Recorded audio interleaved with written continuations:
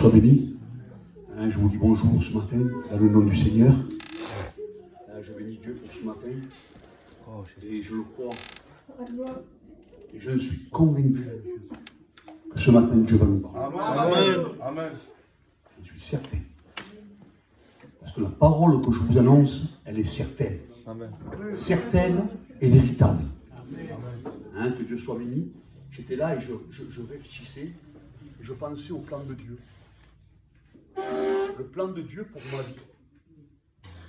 Et je pensais aux promesses que Dieu m'avait faites. Et puis je réfléchissais.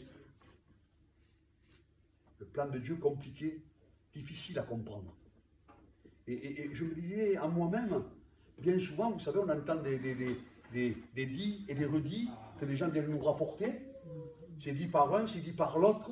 Et puis à un moment donné, si vous voulez quelque part, la meilleure des choses à faire, c'est de faire une enquête. C'est de faire une enquête pour savoir exactement ce qu'il en est et ce qui se passe. On ne peut pas sortir de là. Et moi, donc, pour rapport au plan de Dieu, si vous voulez quelque part, j'ai lu la Bible et j'ai de faire ma propre enquête en lisant la parole de Dieu. C'est important pour avoir des lumières. Parce que je suis plein d'incompréhension. Comme disait dernièrement dans des témoignages, il y a une vallée de pourquoi. Et pourquoi, et pourquoi, et pourquoi. Mais on ne comprend pas. Mais si on lit la parole et qu'on constate ce que Dieu nous dit, il y a des lumières qui nous éclairent. Et je pensais au commencement. Parce qu'il faut venir toujours au commencement. Parce qu'il y a un commencement en tout. On est obligé de venir à un commencement pour pouvoir comprendre. Et dès le commencement de la Genèse, où Dieu a créé le ciel, la terre, les animaux et l'homme, quelque chose de merveilleux, Dieu a tout créé, et c'est pour ça qu'on pourra dire, l'œuvre de Dieu se voit à l'œil nu. Amen. Et vous avez vu comme moi, c'est très simple, ce que je vais dire, à un moment donné, la création de Dieu n'est pas une option. On a une vision, par rapport à la parole de Dieu, une vision à 360 degrés. On contemple et on voit tout. C'est comme vous avez vu, c'est sur les portables aujourd'hui. Le portable, c'est une option, lui. Il a une vision à... Non. Dans la parole de Dieu, ce n'est pas une option. Il y a une vision qui est à 360 degrés, voulant dire, Dieu nous a rien caché. Et alors, ce matin, on a besoin, et j'ai essayé de comprendre ça. Et on va faire plusieurs lectures dans la parole de Dieu. C'est important. On va faire plusieurs lectures, et je voudrais que les frères qui ont leur Bible lisent. C'est important. Et puis quand vous serez chez vous, de le méditer. On va commencer par une première lecture qui se trouve dans Hébreux 4.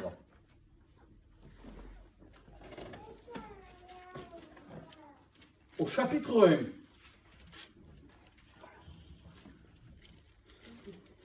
Craignons donc, tandis que la promesse d'entrer dans son repos subsiste encore, qu'aucun de vous ne paraisse être venu trop tard, car cette bonne nouvelle nous a été annoncée aussi bien qu'à eux, mais la parole qui leur fut annoncée ne leur servit de rien, parce qu'elle ne trouva pas de foi chez ceux qui l'entendirent. Pour nous qui avons cru, nous attendons dans le repos, selon ce qu'il dit. Amen. Ensuite, on va faire une autre lecture qui se trouve aussi dans l'Épître aux Hébreux, au chapitre 6, verset 9. Ce matin, il y a une promesse pour chacun d'entre nous. Et je voudrais que ce matin, cette promesse, qui fait partie du plan de Dieu, nous puissions la saisir. Amen. Avec notre compréhension. On a tellement de l'incompréhension que des fois on s'y perd. Mais ce matin, Dieu va nous éclairer. Amen. C'est pour cela. Alors regardez ce qu'il dit.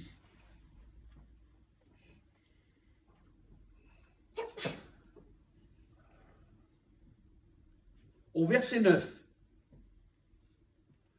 Quoi que nous parlions, ainsi bien aimés, nous attendons pour ce qui vous concerne, des choses meilleures et favorables au salut. Car Dieu n'est pas injuste pour oublier votre travail et l'amour que vous avez montré pour son nom, et rendant encore des services aux saints. Nous désirons que chacun de vous montre le même zèle pour conserver jusqu'à la fin une pleine espérance, en sorte que vous ne relâchiez point et que vous imitiez ceux par la foi et la persévérance, héritage des promesses. Hein? L'espérance, c'est quelque chose d'extraordinaire. Alors, je vous ai dit qu'à un moment donné, Dieu a tout dans son plan, il a fait tout droit. Mais après, il a fallu quelque chose. Alors, les promesses que Dieu nous a faites ce matin, elles seront données à ceux qui y obéissent. Amen. Et à ceux qui la mettent en pratique. Amen. Parce que vous avez vu le texte que j'ai lu, il y en a qui n'ont pas cru. Donc si ce matin vous ne croyez pas ce que la parole de Dieu dit, il n'y aura rien pour vous. Ce matin, il y a un héritage de bénédiction pour ta maison. Alors, moi j'ai dit ce matin, il y a des choses meilleures pour vous. Des choses meilleures pour moi.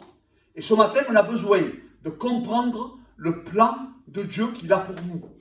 Et je réfléchissais. Alors, là, on voit qu'aujourd'hui, le texte que je viens de vous lire, il est question de foi.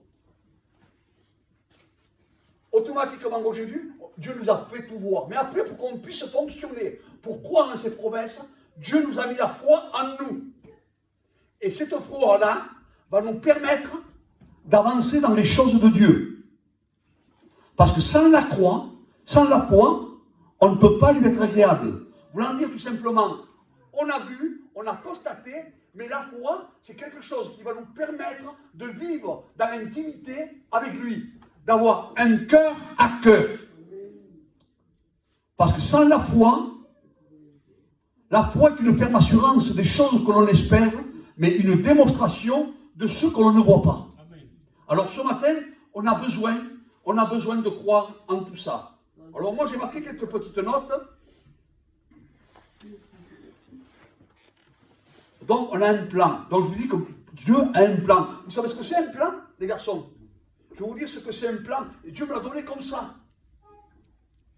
Un plan, c'est quelque chose. C'est pour ça qu'on a un manque de compréhension. Seigneur, je veux être dans ton plan, moi. Seigneur, je veux remplir ton plan, je veux être dans tes desseins. Mais c'est quoi ton plan, Seigneur? C'est quoi ton plan? Seigneur, je veux te servir. C'est quoi ton plan? C'est quoi le plan que tu as pour moi ce matin? Qu'est-ce que tu veux faire pour moi ce matin? Oui, amen. Alors, le plan de Dieu n'existe pas. Je m'exprime, hein? Vous allez comprendre. Quand je dis n'existe pas. Dieu, quand il a créé le ciel et la terre, il a fallu qu'il se serve de l'invisible pour créer le visible. Amen. Le plan de Dieu, je ne sais pas si ça vous est arrivé, moi, j'ai vu des gens qui ont acheté une maison sur plan. Et quand on achète quelque chose sur plan, le plan n'apparaît pas. Il n'y a rien. Il faut simplement obéir à la parole de Dieu. Amen.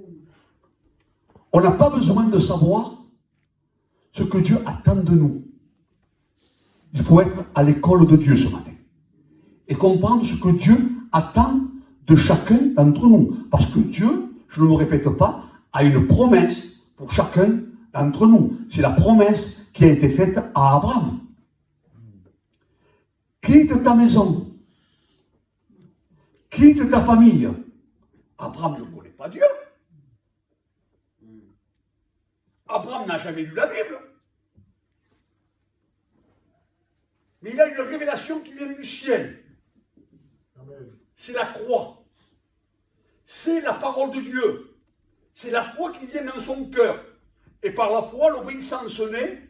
Il ne cherche pas à comprendre et il s'en va. Alors, il faut bien comprendre. Quand Abraham, là où il habite, il est en Haran. Le pays où il habite, c'est un lieu qui est desséché. Où rien ne peut pousser. où rien ne peut grandir. Dans cet endroit-là, Dieu ne peut pas s'en servir. Dieu ne peut pas s'en servir, il n'y a rien pour lui là. Et il lui fait une promesse, il lui dit, écoute-moi, il y aura une descendance que je vais te donner. Tellement que ta descendance sera grande, tu ne pourras pas la compter. C'est comme les graines comme les sables qu'il y a sur la mer. Cette descendance, il dit, tu ne pourras pas la compter. Mais il faut que tu t'en ailles. Parce que dans l'endroit où tu es, tu ne peux pas grandir. Donc il est obligé de partir. Quelle incompréhension qu'il doit se dire. Lui qui était dans un confort, qui était bien habitué, il faut qu'il s'en aille. Donc, il s'en va, il obéit à la parole de Dieu. Moi, je veux le dire avec mes mots. Si vous voulez, quelque part, Abraham était dans le monde. Il sort avec la foi. Et il rentre dans le plan de Dieu. Donc, il rentre en Dieu. On va dire comme ça. Il se convertit à la parole de Dieu. Il devient un enfant de Dieu. Et à partir de là, Dieu va se servir de lui. Mais ensuite, Dieu lui dit, tu iras en Canaan, le pays promis que je vais te donner. C'est là qu'il faut que tu ailles. Et là, il s'en va à Canaan. Il prend toute sa famille et il s'en va. Mais à un moment donné, il va paniquer. Il y a une famine qui vient en ce moment-là. Dieu le promet, lui tira à Canaan, il dit, c'est là que je te veux, c'est là que je veux te bénir, c'est là que je veux te donner une descendance. Il dit, ne bouge pas de là, il dit, hein. Lui, il panique. La Bible dit qu'il survient à ce moment-là une famine. Et dans cette famine, si vous voulez, on va dire comme ça, la panique, la peur le prend, le saisit. Et il quitte Canaan pour aller en Égypte. Regardez quelle erreur il fait. Donc aujourd'hui, on a besoin de comprendre quand Dieu nous met dans un endroit, il ne nous veut pas ailleurs. Quand on est dans un endroit et qu'il y a un problème, c'est pas parce qu'il y a le problème qu'il faut que tu t'en ailles. Quand il y a le problème, il faut rester là. Comme je dis souvent, si demain tu te disputes avec ta femme, tu ne quittes pas ta maison. Tu restes chez toi. C'est compréhensible. Et l'erreur qu'Abraham a faite, c'est qu'il a quitté. Il a quitté le pays où Dieu lui avait promis d'être là. Et c'est là que je veux te bénir. Alors, si Dieu veut vous bénir là, ici, il ne vous bénira pas ailleurs. Dieu a un plan pour toi ce matin. Que Dieu soit béni. Donc, il y a une descendance qui a été promise. Et après, on va continuer un peu plus loin. Cette descendance, nous allons le voir au travers de Jacob et au travers de Joseph. Vous connaissez tous l'histoire de Joseph. Que Dieu soit béni. Regardez bien.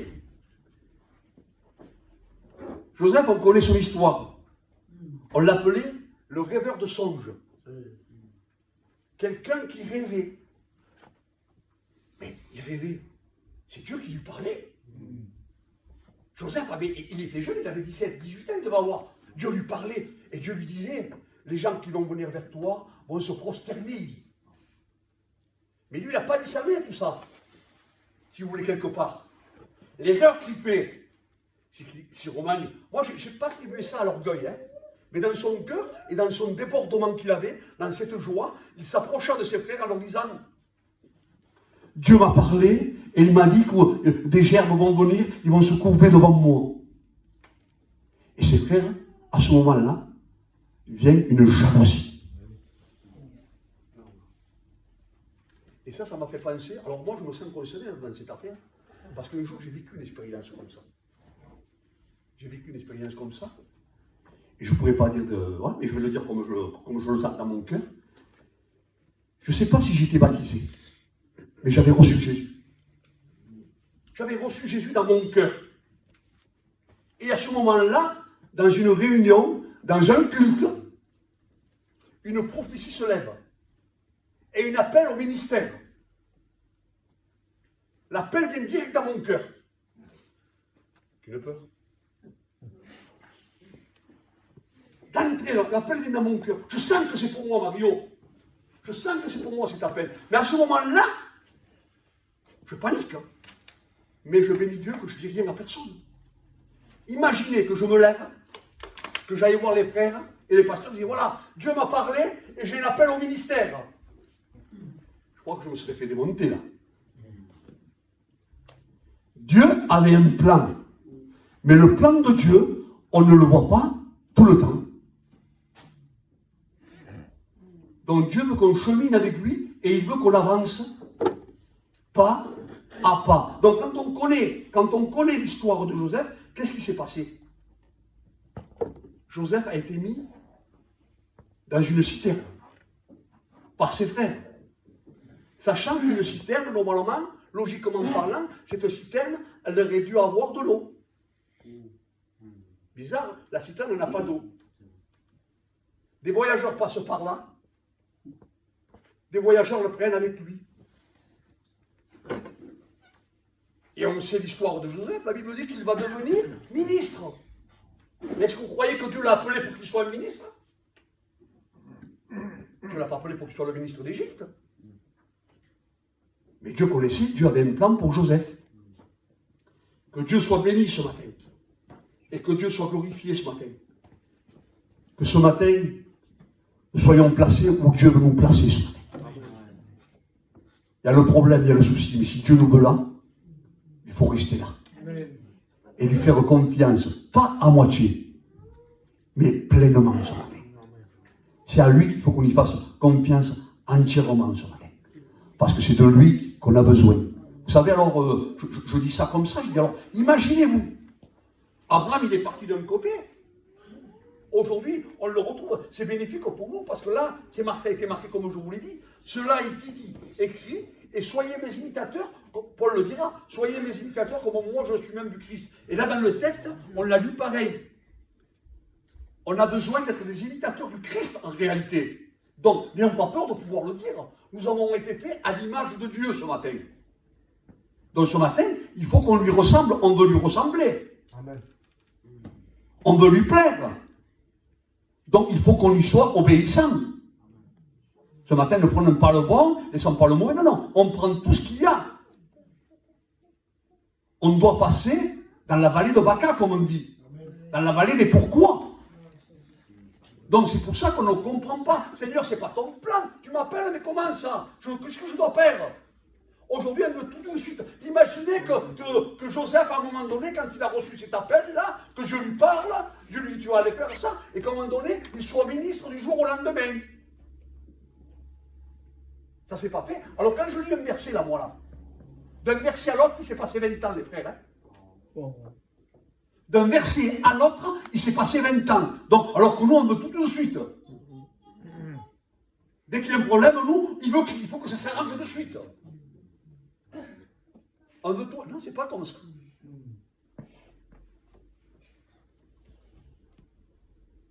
Romains 8, 28. Du reste, nous savons que tout contribue au bien de ceux qui aiment Dieu, de ceux qui sont appelés conformément à son plan. En effet, ceux qu'il a connus d'avance les a aussi prédestinés à devenir conformes à l'image de son Fils, afin que celui-ci soit le premier-né d'un grand nombre de frères. À l'image de son Fils. Alors, sachant que nous, aujourd'hui, on est fait à l'image du Christ et on a des frères, qui est Jésus. Donc, aujourd'hui, on est appelé, comme je dis souvent, et on doit l'expérimenter aujourd'hui, si on prend l'image de Jésus qui a été persécuté, lui, qui a été attaqué, à un moment donné, c'est l'histoire de l'apôtre Paul. Paul ne le sait pas encore ce qui va lui arriver. Mais dans son plan, Dieu va l'arrêter. Et à ce moment-là, qu'est-ce qui va se passer? Il va le faire tomber du cheval, parce qu'on a besoin de descendre quand même un petit peu dans notre cheval, et de revenir sur terre un peu. Hein? Parce qu'on est trop sur les hauteurs en ce moment. Hein? Donc il faut rester en bas et tomber un petit peu. C'est-à-dire qu'on a besoin que Dieu ce matin puisse nous secouer. Hé, qu'est-ce que tu fais là? Est-ce que tu veux obéir à ma parole ce matin? Tu écoutes ce que j'ai pour toi? Et bien sûr, et Paul va lui parler en lui disant, mais Seigneur, il dit, Jésus lui parle, il lui dit, mais il te serait difficile, il dit, de te rejoindre contre moi, il dit. Et de suite à la conversion, si vous voulez, il reçoit la parole, et il dit à ce moment-là, il dit, Seigneur, il a compris, pas de grands mots, hein. Que veux-tu que je fasse aussitôt? Il n'a pas dit, pardon, je m'excuse, je n'ai pas vu le Père, non, il a dit, Seigneur, il a compris tout. Que veux-tu que je fasse? Je suis prêt. Amen. Mais vous imaginez, on parle de l'apôtre Paul. Qui était l'apôtre Paul? Il était celui qui tuait les chrétiens, qui persécutait l'Église, qui persécutait Jésus. Jésus en a fait un frère. Et ça, on est à l'image de Dieu. Aujourd'hui, on est appelé, qui c'est? Le frère qui va te persécuter, le frère qui va te faire des misères, la sœur qui va te faire des misères. Il faut que le devienne ta sœur. Il faut qu'il devienne ton frère. Il faut que tu le gagnes ce matin. On est dans le plan de Dieu. Et Dieu a un plan pour chacun d'entre nous. Je veux vous le rappeler que l'œuvre de Dieu ne se voit pas. Je vous ai dit, ça se voit à l'œil nu, mais la foi est qu'une ferme assurance. C'est une démonstration de ce qu'on ne voit pas. Et bien souvent, je le conçois, que nous, on veut voir. On veut voir, on veut toucher. Mais Dieu, non, il dit non. Tu as besoin simplement d'avancer. Qu'est-ce qui s'est passé pour Joseph? Joseph s'est trouvé en prison. Il n'a pas dit un mot. Pendant 10 ans, il est resté en prison. À un moment donné, vous connaissez l'histoire, il y a deux Samson qui viennent dans la prison avec lui, ils commencent à lui parler, et puis Joseph lui dit, écoute, allez Samson, il va sortir parce qu'il va lui divulguer un songe. Et à ce moment, il va lui dire, quand tu te souviens-toi de moi, il dit, quand tu iras en Égypte, il dit, que tu parleras avec le pharaon, il dit, tu lui parleras de moi. Les chansons sortent de prison, mais les chansons l'ont oublié. Les chansons ne se rappellent plus de lui, les frères. Mais Jésus se souvient de lui. Amen. Dieu se rappelle de lui. Alléluia. Ça, c'est important. Des fois, nous, on se dit, non, Dieu ne t'a pas oublié dans cette affaire. Il était dans sa prison, Dieu ne l'a pas oublié. Mais quand on voit le parcours de Joseph, prison, persécuté par ses frères, rejeté de tout le monde, à aucun moment, il jette l'éponge. Il est fidèle jusqu'au bout, obéissant complètement, pas à moitié. Quel comportement de l'homme de Dieu. Il est bon de rappeler aussi, entre parenthèses, vous connaissez l'histoire de Joseph, à un moment donné, quand il est confronté à la femme de Potiphar, on va dire comme ça, on lui fait des misères. Est-ce que Joseph lui dit, non, s'il vous plaît, qu'est-ce que vous faites? Non. Il se retourne et ça va en courant, les frères. Quand il y a un problème, qu'il y a un souci, des fois. Secouez la poussière de vos pieds, retournez, partez. On n'a pas à se justifier. On n'a pas à discuter avec n'importe qui ce matin. Ce matin, on doit lui faire confiance. Dieu a un plan pour toi et ta maison.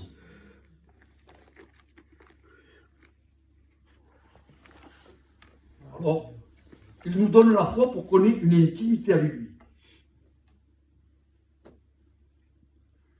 Et ce matin, ce que j'aimerais te dire, c'est que Dieu t'a choisi. Le texte qu'on a lu, tout concourt bien, il dit, à celui qui aime Dieu, il dit. Dieu a un plan pour toi ce matin. Tu es dans son plan. Toi, tu ne le sais pas, tu ne le vois pas. Dieu t'a choisi ce matin. Tu as été prédestiné. Avant que tu... Dernièrement, je vous l'avais dit, je crois que c'est dans Ésaïe. Je crois que c'est le... Il y a quelqu'un qui est choisi par Dieu. Il dit, je t'ai choisi, il dit, pour que tu puisses sauver mon peuple. Dans Ésaïe 42, vous le lirez. C'est une prophétie qu'Ésaïe donne. Et dans cette prophétie, il dit, tu n'existais pas encore, tu n'y étais pas, tu étais inexistant, mais je t'avais choisi.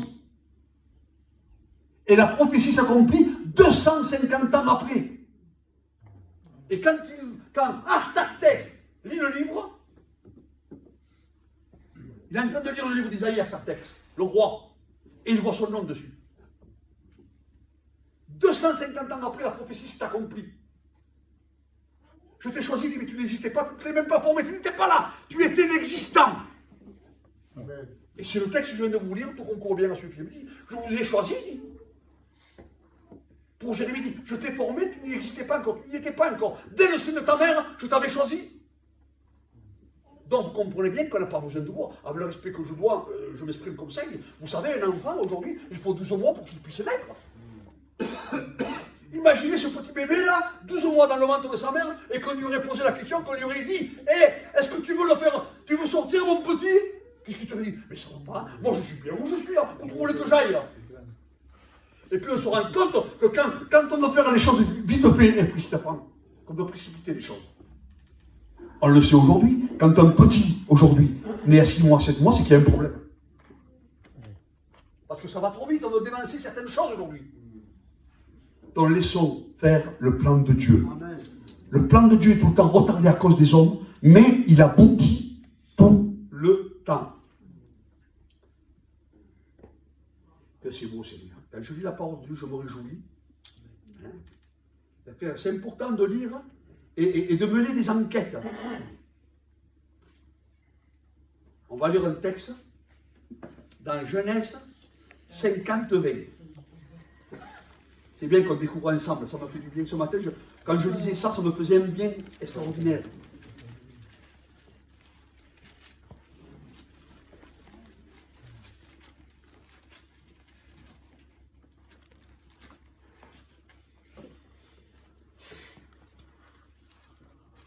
Et moi, je vais commencer au plus haut.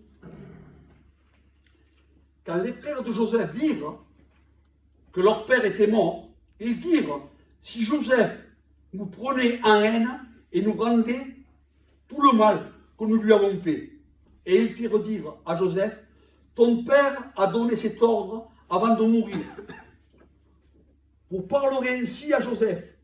Oh, pardonne le crime de tes frères et leurs péchés, car ils t'ont fait du mal. Pardonne maintenant le péché de tes serviteurs du Dieu, de ton père Joseph. En pleurant, en entendant ces paroles, ses frères vinrent eux-mêmes se prosterner devant lui. Et ils dirent, nous sommes tes serviteurs. Joseph leur dit, soyez sans crainte, dit, car je suis à la place de Dieu. Vous aviez médité de me faire du mal, il dit, mais Dieu l'a changé en bien. Amen. Pour accomplir ce qui arrive aujourd'hui, pour sauver la vie à un peuple nombreux. Soyez donc sans crainte, je vous en tiendrai. Je vous tiendrai et vous et vos enfants les consolera en parlant dans leur cœur. Ses frères se disaient maintenant il va nous tuer. Qu'est-ce qu'il va nous faire? Alors il y avait le pardon là. Alléluia. Ne vous inquiétez pas, il dit, je vais rien vous faire. Aujourd'hui, Joseph, il a eu cette compréhension en se disant, tout ce qui est arrivé, c'est à cause du plan de Dieu.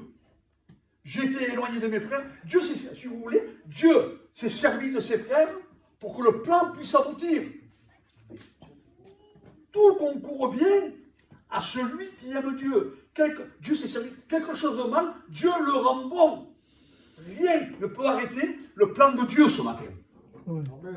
C'est ça qui est important ce matin. Alors qu'est-ce que j'ai lu moi?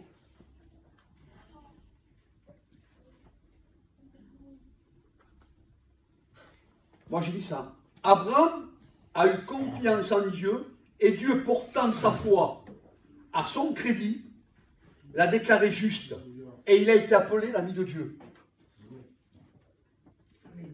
Un crédit, vous savez ce que c'est un crédit?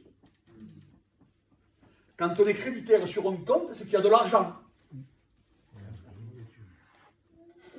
Avec Dieu, c'est pareil. Il lui a mis la foi en crédit. C'est-à-dire qu'il lui a crédité la foi. Il lui a augmenté la foi. Amen. À un tel point qu'il a été appelé l'ami de Dieu. Amen. Dieu peut créditer ce matin. Et vous savez que lui, il n'a pas peur d'allonger. Parce que lui, il paye avec de gros intérêts. Et ce matin, sa foi, ta foi, elle peut être créditée ce matin. Alors moi, j'ai marqué ça. Le frère. Tu peux être le porteur de la promesse pour ta famille. Attention, il faut que tu sois reconnu ce matin. Il faut que tu sois la porteuse de promesses dans ta maison. Il faut que tu sois le porteur de promesses dans ta maison. Mais il faut que tu sois reconnu au milieu des tiens. Et ce matin, c'est ce qu'on a besoin. D'avoir des témoignages irréprochables.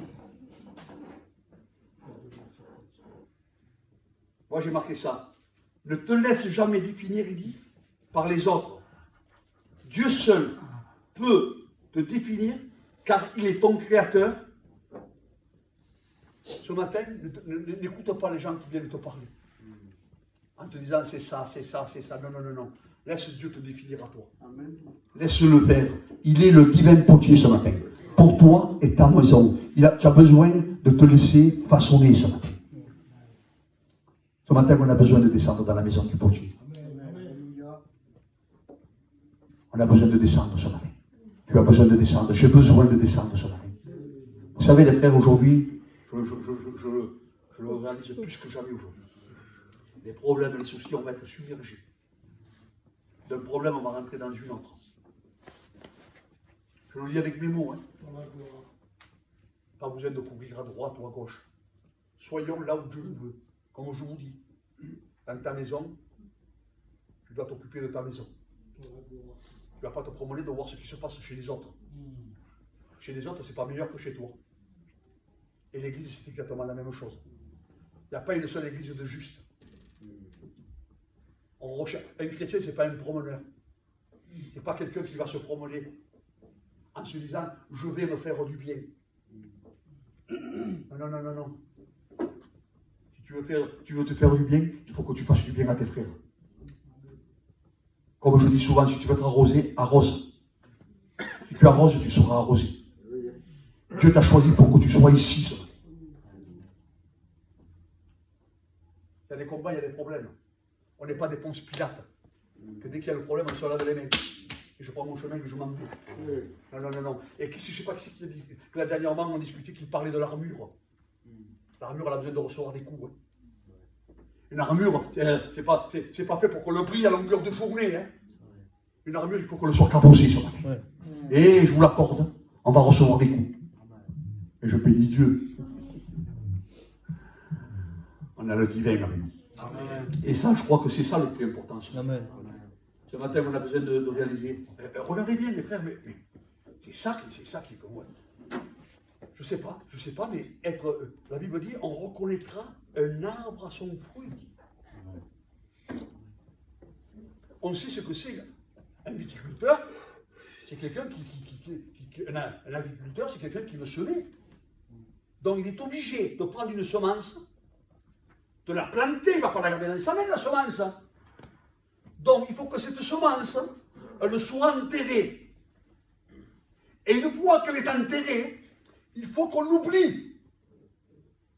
C'est-à-dire, il faut qu'on le meure. C'est ce qui s'est passé pour Joseph. Il avait reçu la semence, mais il n'avait pas enterré. Il parlait trop. Joseph, tu parles trop, Joseph. Tu dis trop des choses, Joseph. C'est pas le moment. Et la semence, il avait oublié. 10 ans de prison, de souffrance. Après, Joseph était mort. Il ne se rappelait plus de la semence. Mais la parole avait pris graine. Joseph ressuscité. Joseph est devenu vivant. On a besoin de mourir en Christ. Et de laisser croître cette semence qui est achetée. Si tu aurais la foi comme un petit grain de semence, c'est une semence. Et la parole de Dieu est une semence qui nous est jetée. C'est ce qui nous fait grandir dans la foi. C'est rien d'autre. Alors ce matin, on a besoin, je l'avais marqué là, il y a un décalage entre la promesse et l'accomplissement d'une chose. Je vous l'ai dit. Et là, ce que je viens de vous dire, c'est un verset à un autre. Mais là, il s'est passé 20 ans. Alors que nous, aujourd'hui, on veut tout de suite. Hein. On a un problème, on veut que ça s'arrange de suite. Hein. Il y a quelque chose. Non, non, non. Laissons le temps au temps. Dieu connaît tout ce matin. Dieu te connaît. Dieu est en train de te préparer. Laisse-le faire ce matin. Occupe-toi de ta maison.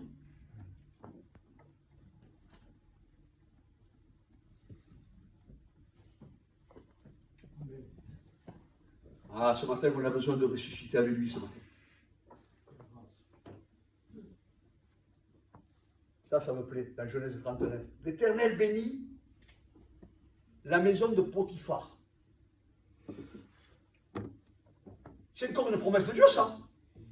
Je bénirai celui qui te bénira, il dit. La maison de Potiphar à cause de Joseph. Vous imaginez que Dieu a béni la maison de Potiphar. Je bénirai celui qui te bénira. Ah, c'est bon, mes frères, de bénir les frères. Vous voulez être bénis? Il faut qu'on soit des gens qui bénissent les gens. Il faut qu'on soit des gens qui éclairent les gens. Il faut qu'on aime les gens. Vous voulez être bénis? On bénira les autres.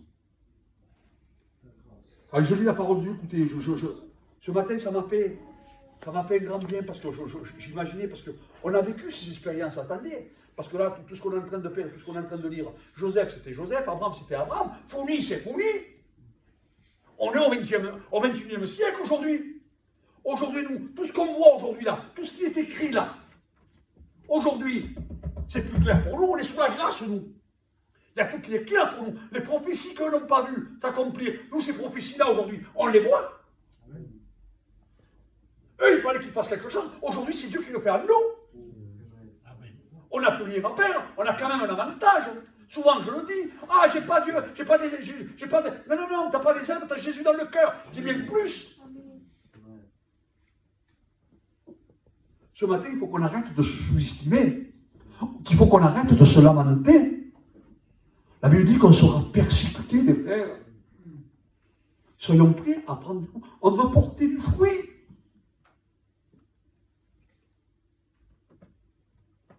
Qui c'est qui veut porter du fruit ce matin? Amen. Vous voulez porter du fruit, les frères? Amen. Est-ce que vous êtes prêts à recevoir des pierres? Est-ce que vous êtes prêts à recevoir des pierres, les sœurs? Étienne, il a reçu des pierres. La Bible dit qu'il vit la gloire de Dieu, il dit. Ah, vous voulez voir la gloire de Dieu, vous? Vous voulez la voir? Eh bien, Étienne, il a vu la gloire de Dieu à la droite du Père. Et à côté, il y avait l'apôtre Paul qui l'avait tué, qui l'avait persécuté.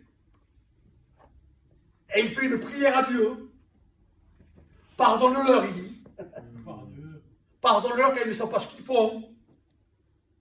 2 versets plus loin, peut-être 10 ans ou 15 ans après, l'apôtre Paul devient son frère aussi. Il en a fait un frère, il en a fait le prince des apôtres.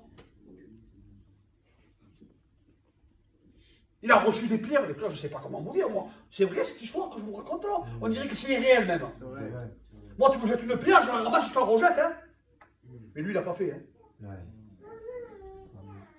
Il a regardé aussi. On avait dit que rien ne pouvait l'atteindre. Il avait un ange, il avait une figure d'ange, il dans la Bible. Vous imaginez-vous? Il avait les yeux, il contemplait Dieu à la droite du Père. Et il recevait des pierres.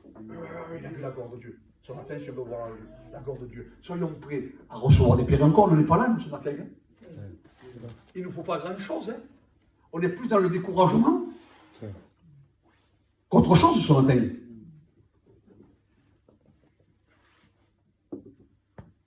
Je le partage avec vous. C'est le Figné.